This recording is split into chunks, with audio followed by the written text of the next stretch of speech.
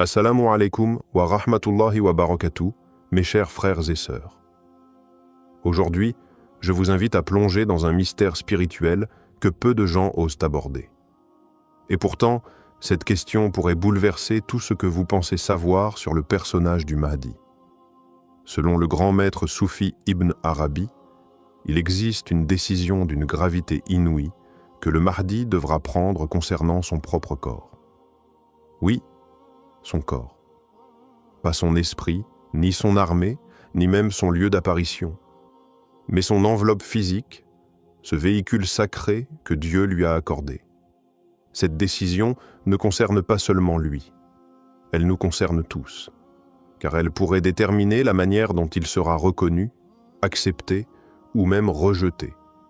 Imaginez un instant, et si le corps du Mahdi était porteur d'un secret divin, d'un signe que l'humanité ne saurait lire qu'au moment voulu? Ibn Arabi, dans ses révélations profondes, nous laisse entrevoir une vérité puissante. Le Mahdi ne choisira pas la facilité. Il portera un fardeau invisible aux yeux des hommes, mais lourd de sens devant Allah. Et ce fardeau repose dans son propre corps. Frères et sœurs, ce que vous allez découvrir dans cette vidéo dépasse l'imaginaire.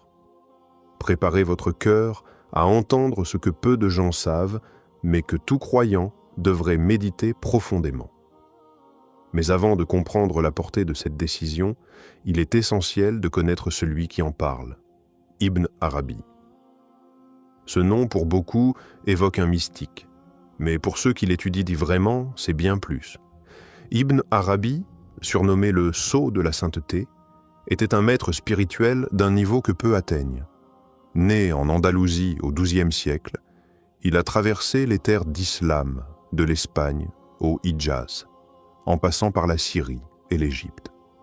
Ses écrits, parfois obscurs, parfois lumineux, ont influencé des générations entières de savants, de soufis et de penseurs.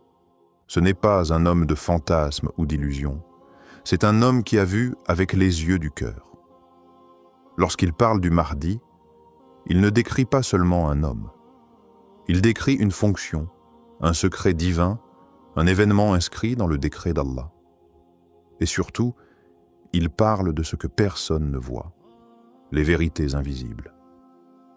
Ibn Arabi affirme que le Mahdi ne viendra pas seulement pour rétablir la justice ou vaincre l'oppresseur. Il viendra aussi avec un corps porteur de sens, un corps chargé d'une lumière spirituelle qu'aucune science matérielle ne peut détecter.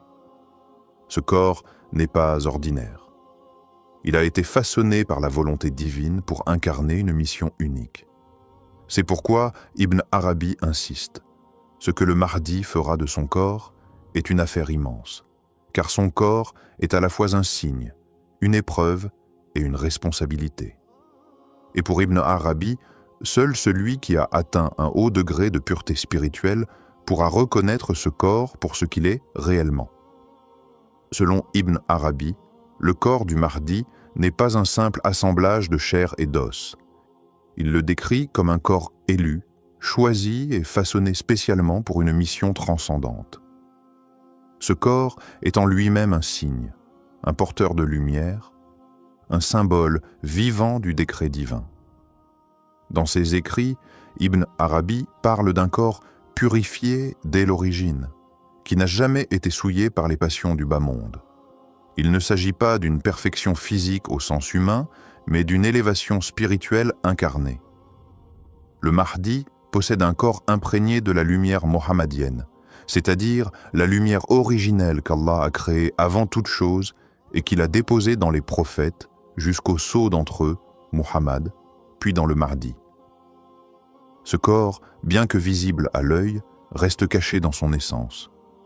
Il est entouré d'un voile spirituel que seuls les cœurs éveillés peuvent percevoir. Ibn Arabi évoque même la présence de signes invisibles sur son corps. Non pas des marques physiques lisibles comme un tatouage, mais des manifestations subtiles de la présence divine. Certains savants parlent d'un sceau sur son dos, d'autres d'une lumière entre ses deux épaules. Mais Ibn Arabi insiste. Ce corps n'est pas un simple support. Il est le premier champ de bataille entre les forces du bien et du mal. C'est à travers ce corps que se manifestera la volonté divine, mais aussi les épreuves les plus intenses. Car ce corps dérangera, il troublera les élites, il fera trembler les ennemis de la vérité. Il ne sera pas seulement un signe pour les croyants, mais une menace pour ceux qui gouvernent dans l'ombre. Ainsi, la nature spéciale du corps du Mahdi est un message silencieux d'Allah à l'humanité. Le rappel que le divin peut se manifester dans l'apparence la plus simple, mais chargé de secrets insondables. Et c'est là que vient le tournant le plus étonnant du discours d'Ibn Arabi. Il affirme que le Mahdi devra prendre une décision cruciale concernant son propre corps. Mais de quoi s'agit-il réellement? Selon lui, le Mahdi sera confronté à une révélation intérieure, un moment où il comprendra que son apparence physique n'est pas simplement un état passif, mais un outil, une clé entre ses mains. Il devra choisir, dissimuler certains aspects de sa personne pour préserver la sagesse divine, ou bien les exposer au risque de provoquer une hostilité massive. Ibn Arabi explique que le Mahdi aura accès à des secrets qui concernent directement son lignage, sa forme corporelle et même sa voix, des éléments qui éveilleront chez certains une certitude immédiate, et chez d'autres un rejet violent. Par exemple, certains croiront qu'il devrait venir avec une certaine couleur de peau, une forme de visage, une langue ou un accent particulier. Si son corps ne correspond pas à ces attentes, ces gens le rejetteront. Le Mahdi sera donc tenté de cacher certains traits pour éviter la division. Mais en même temps, il sait que c'est par cette apparence exacte qu'Allah a voulu l'envoyer. C'est là le test. Cette décision d'assumer pleinement le corps qu'Allah lui a donné, avec ses spécificités, sans chercher à plaire ou à rassurer, est ce qu'Ibn Arabi appelle la vérité nue face au monde. Elle nécessite un courage immense. Car en révélant son corps tel qu'il est, il révèle aussi la volonté divine, et cela déclenchera à la fois l'amour des véridiques et la haine des hypocrites. Voilà pourquoi ce choix est si lourd. Ce n'est pas un choix esthétique, c'est une prise de position spirituelle, stratégique et eschatologique. La décision du Mahdi de ne pas dissimuler son apparence aura des conséquences profondes et immédiates sur le monde. Ibn Arabi annonce que le dévoilement du Mahdi, dans son authenticité physique et spirituelle, marquera un point de non-retour. Certains savants disent de Sam Atambon que dès qu'il apparaîtra tel qu'il est, les forces du faux se mettront en mouvement. Les puissants de ce monde, qu'ils soient lignes politiques, religieux ou même prétendument spirituels, ressentiront en lui une menace. Non pas parce qu'il prendra une arme, mais parce que son existence même, dans son intégralité physique, remettra en cause tous leurs mensonges. Ce ne sera pas un discours qui fera trembler les tyrans, mais son silence, son regard, sa posture, sa lumière. Ibn Arabi affirme que la haine qu'il suscitera ne viendra pas de ce qu'il dit, mais de ce qu'il est. Son corps deviendra malgré lui un miroir. Ceux qui sont purs y verront la confirmation de leur foi. Ceux qui sont corrompus y verront leur chute annoncée. En réalité, ce que le Mahdi montre dans cette décision, c'est un niveau absolu de tawakkul, la confiance totale en Allah, car il se livre à la vérité sans craindre le rejet, la moquerie ou l'opposition.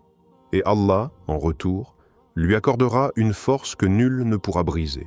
Cette révélation de son identité provoquera un bouleversement dans les cœurs. Certains reconnaîtront dans lui les descriptions prophétiques transmises dans les hadiths. D'autres, aveuglés par leur passion ou leur intérêt, le nieront. Le monde sera divisé en deux camps, non pas par guerre, mais par perception. Et tout cela, simplement parce que le Mahdi aura accepté d'être pleinement ce qu'Allah a fait de lui. Voilà l'effet immense d'une décision que beaucoup auraient évitée par peur, mais que lui assumera avec une certitude implacable. À partir de cette décision assumée, une transformation invisible mais puissante commencera à s'opérer dans la communauté musulmane. Ibn Arabi écrit que le Mahdi, par sa simple présence dévoilée, activera des âmes endormies. Des croyants, longtemps perdus ou dans le doute, sentiront une attirance inexpliquée vers lui.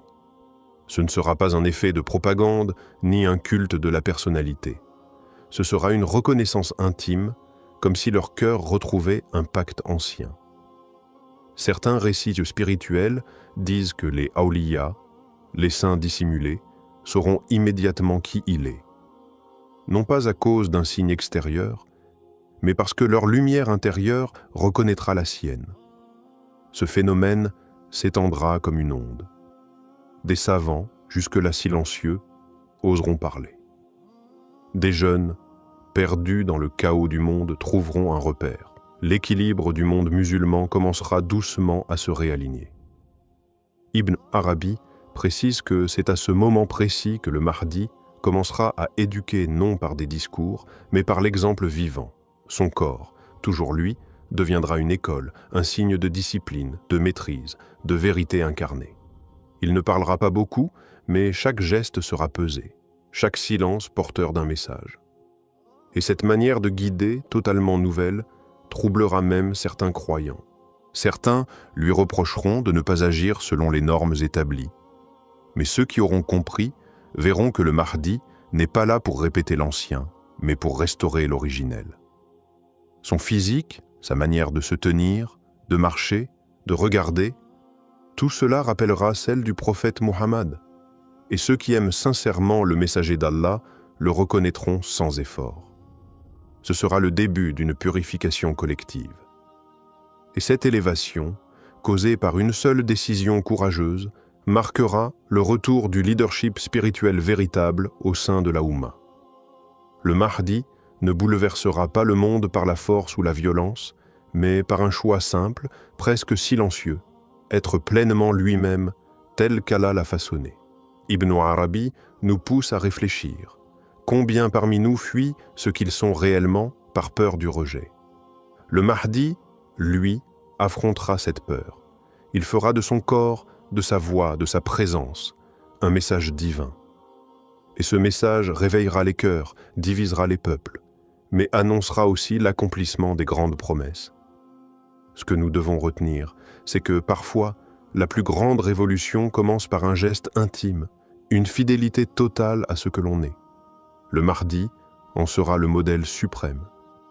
Et dans son ombre, peut-être apprendrons-nous à marcher, enfin, vers notre propre vérité.